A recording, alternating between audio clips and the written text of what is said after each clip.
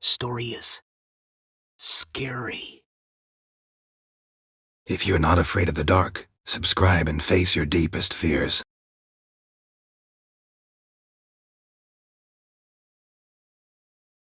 Do you know what fear is? There is also a world beyond this world that is mysterious and terrifying. Beyond what our eyes can see is an infinite dark void where no one knows what lies there. You want to hear my experience? Then listen. People have given it many names: depression, sleep paralysis, hallucination, whatever you want to call it, but the fear that sets in is life-threatening. First incident. This incident happened when I was 10 years old, the first horrible experience I had. I don't remember the day, but the night is still etched in my mind. The memory still makes me shudder. It was probably 3 o'clock at night, and I was awakened from a deep sleep by a noise. Slowly I opened my eyes, and the sleepiness slowly subsided. A dog was barking outside. The blurry vision slowly calmed down, and the view ahead slowly became clearer in. I saw something on the vaulted roof of the house. The limbs were pitch black, swirling like a ring of smoke. The next moment I saw that face. That terrible face is still before my eyes. Her face was turned back of the body. The long mouth and big white eyes were staring at me. I felt my heart pounding, increasing by the second. I made an unsuccessful attempt to scream, but the voice seemed to be stuck in my throat. The woman on the roof had opened her mouth, exposing her long spiked teeth as she slowly moved forward. My limbs were shaking, and my hands and feet were numb. I could not move. It was as if someone had absorbed the power of the body. She was right on top of me. I had no idea what was going to happen next. I was lying there with a heavy body, and suddenly she jumped at me with a scream. Out of sheer fear, I tried again. With all my might I jerked the body, and the stiffened limbs were freed, and in a flash, I got up, my chest throbbing. The body was soaked with sweat. I looked around nervously. There was no one in the house. I did not sleep well for several days after that. Second incident. I was 16 years old. It was a summer day. It was around 3 o'clock after midnight. I woke up, and the scene in front of me in the dim light was clear: my bed, my feet, and the wooden cabinet next to it.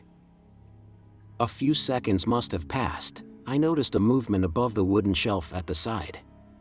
What was happening there? I was startled and tried to move, but my limbs were bound by unknown force. The movement on the shelf had increased. It was moving slowly to the side, and at any moment it was about to fall off the shelf. My heart was beating fast. And with a sudden jerk, it dropped directly right at my feet. It was a small bag. I could see it clearly in the dim white light from the window. The gray sack was moving. A strange sound suddenly came from the sack, a thin but heart-wrenching sound, and the next moment something gurgled out of the sack. Seeing that, my chest started to pound heavily. The hair on the neck stood up. I tried to scream and shout for rescue, but it was as if someone was holding my throat. In front of me, a head came out of the bag. It was a woman's head. Her long hair was spread over the bed. Big white eyes were fixed on me. She was smiling at me with bared teeth. Red blood stains were visible on the teeth and lips. The next moment she opened her mouth and her head turned towards my feet. I tried to scream, but no sound could come out of my throat. The head touched my leg, put its big swollen mouth on my leg, and a cold shiver ran through my body. I jerked awake and sat up screaming. There was nothing in that room. That head was gone, and that sack was gone. I nervously checked my legs. Nothing was wrong with my legs, but my legs were shaking. Third encounter. I was 22 years old. In college, we had a group of 8 boys. Once during the summer vacation, we went to the beach for a picnic. We were all staying at a small hotel on the beach there. Throughout the day we wandered outside, saw the sea, and went boating. The day was very enjoyable. After dinner, we were all fast asleep. The body was very sore from walking around all day. I fell asleep. It was past midnight. I was awake. In a dimmed light, I could see that hotel room. I could see my friend sleeping in the opposite bed, and after many years I had the same terrible experience again.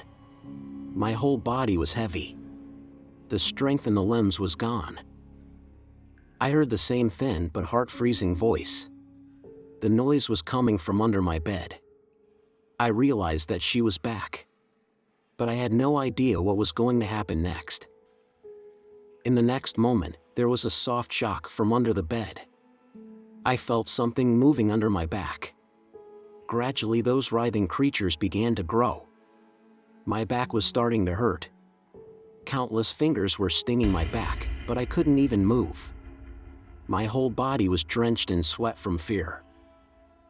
I felt myself being lifted off the bed slowly into the air, my powerless body lifted into the air. Whatever was under my back was carrying me towards the ceiling. I was half alive with fear. I felt that my end was near, and the next moment the lights in that room switched on. I looked ahead. My friend was awake. He came closer to me. I was trembling in bed with fear. He woke me up and gave me water to drink. And after some time I fell asleep peacefully. The next day we went out for a walk. The memory of the night was fresh in my mind, but I was absorbed in having fun with my friends. We played games on the beach for a long time. Swam in the water. After getting tired, alone I came a little aside and was sitting quietly under a tree. After some time a man came there. He was wearing a white kurta and pajama, and a Rudraksh necklace was waving over his chest. He came and sat beside me and looked at me and said, "She has eyes on you, your life is under pressure." I was disturbed to hear this. He looked at my face, put his thumb on my forehead and closed his eyes and said, "She is someone very close to you." I didn't get anything. I just kept looking at him with a questioning face. He was telling me that I am in danger from a woman and that woman is close to me. In my family, my parents are very loving, my younger brother is very kind, we have no problem in family, there are many relatives, but we have no fights with anyone. No enmity or argument with anyone. Daniel and Amelia, who were on their honeymoon, were sitting in a small garden outside their hotel. Daniel had told Amelia all his experiences. Fear was evident on Amelia's face. "My God, you have gone through such a terrible experience, it hurts to hear," said Amelia. "Yes, it's been many years. I haven't experienced anything like that yet," said Daniel.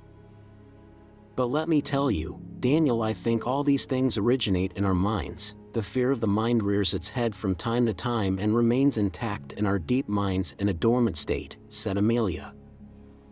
"Be that as it may, but this experience was really life-threatening for me," said Daniel.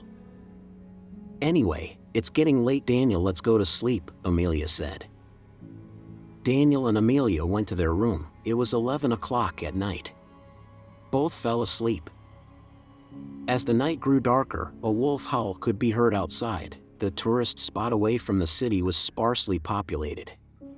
The hotel was far inland from the village. It was 3 o'clock in the night. Daniel was sleepy. The hotel room was dimly lit, with Amelia sleeping on her back. Daniel was thirsty. He woke up. As he got up, he looked at the big mirror on the side and saw. Amelia's eyes were wide open. Her eyes had turned white, the black pupils had disappeared. The face was black. Seeing that, Daniel's stomach swelled with fear. Hands and feet began to tremble. Amelia opened her mouth slowly. Daniel felt a heart pounding when he saw her long teeth. His throat became dry. The next moment Amelia jerked her neck back in a flash. She woke up and came close to Daniel. Daniel had no idea that his end was near. Gritting her clenched teeth, she came closer to Daniel and pounced on him. She was breaking the ligaments of Daniel's body. Slowly Daniel was getting closer to death. Limbs fell loose, darkness fell in front of the eyes, and Daniel gave up his life with one last hiccup.